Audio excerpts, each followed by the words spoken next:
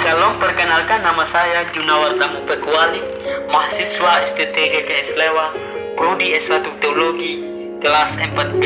Dalam video ini saya akan menceritakan mengenai hasil penelitian atau orientasi lapangan di GKS Jemaat Kondamara. Jadi baik, di sini saya akan menjelaskan mengenai sejarah singkat gereja. Persiapan pendewasaan Jemaat Kondamara dipersiapkan selama 3 tahun, yaitu dari tahun 1983 sampai tahun 1986. Adapun cabang-cabang yang telah dipersiapkan yaitu yang pertama Kondamara, yang kedua Winuhakareting, yang ketiga Utapambapak, yang keempat Rini, yang kelima Tanah Pingi, yang keenam Makalamat. Dan jemaat didewasakan pada tanggal 6 Desember tahun 1986 oleh jemaat PB. Dan waktu itu dipersiapkan oleh seorang pendeta untuk melayani, yaitu atas nama Christian Hamba Banju, melayani sejak persiapan pendewasaan sampai tahun 2002 pendeta Christian Hamba Banju telah pensiun. Dan yang melayani selanjutnya yaitu atas nama pendeta Yosua Maramba Amah sampai sekarang. Setelah didewasakan, berdiri 2 pos PI, yaitu pos PI Kerenju dan pos PI Papondo. Dan setelah pendeta pertama pensiun, dibangun lagi 3 pos, yaitu yang pertama Matawai Kurang, yang kedua Watu Lindimana, yang ketiga Pahamutajik. Dalam perjalanannya jemaat Kondamara memekarkan 2 jemaat, yaitu jemaat Rakawatu dan jemaat Utapambapak. Setelah pemekaran kedua jemaat itu, sekarang jemaat Kondamara mempunyai 2 cabang, yaitu Watu Lindimanang, Winuhakareting, dan 1 pos, yaitu pos PI Pahamutajik. Dalam rencana ke depan, jemaat Watu Lindimanang akan dimekarkan atau didewasakan. Dan juga sekarang di sini saya akan menjelaskan secara singkat mengenai program pelayanan dalam jemaat, yaitu ibadah minggu, ibadah pemuda, ibadah rumah tangga, dan ibadah pengibumian dan ibadah pemuda.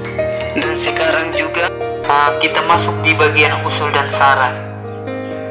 Jemaat harus membangun relasi yang baik untuk kepentingan bersama dan kemajuan dalam bertindak, supaya selalu bersekutu, bersaksi, dan melayani untuk kebersamaan jemaat. Dan di sini usul terkhusus buat komisi Bapa harus diadakan, dan juga PA pemuda harus dijalankan dengan baik, dan juga dengan kegiatan apa saja yang berkaitan dengan gereja itu harus perlu diadakan.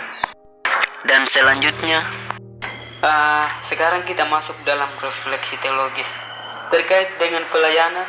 Dalam pribadi saya, sebelum ada di dunia pelayanan, saya tidak pernah berpikir bahwa bagaimana cara untuk melayani jemaat dengan baik, dan tidak pernah berpikir bahwa menjadi seorang pelayan itu sangat berat. Dan seketika saya berada di dunia pelayanan atau di tengah jemaat, disitulah saya mulai merasakan bahwa menjadi seorang pelayan itu bukan hal yang mudah. Namun di sisi lain, saya sangat bersyukur sekali dengan mengalami hal seperti itu, karena kita semakin dekat dengan Tuhan dan kita akan rindu terus untuk melayani jemaat atau sesama kita.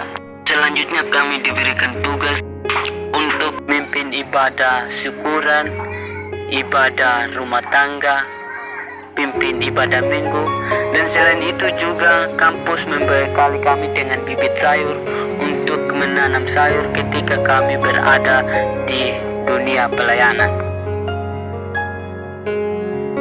Dan kegiatan selanjutnya di sini juga mengadakan rapat majelis jemaat seklasis Lewa Kondamara dan mengadakan evaluasi dengan pendeta mentor dan dosen pembimbing mengenai kegiatan-kegiatan yang dilakukan di dunia pelayanan supaya pelayanan dapat berjalan dengan lancar.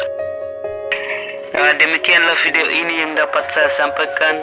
Semoga bermanfaat bagi kita semua dan selamat menyaksikan.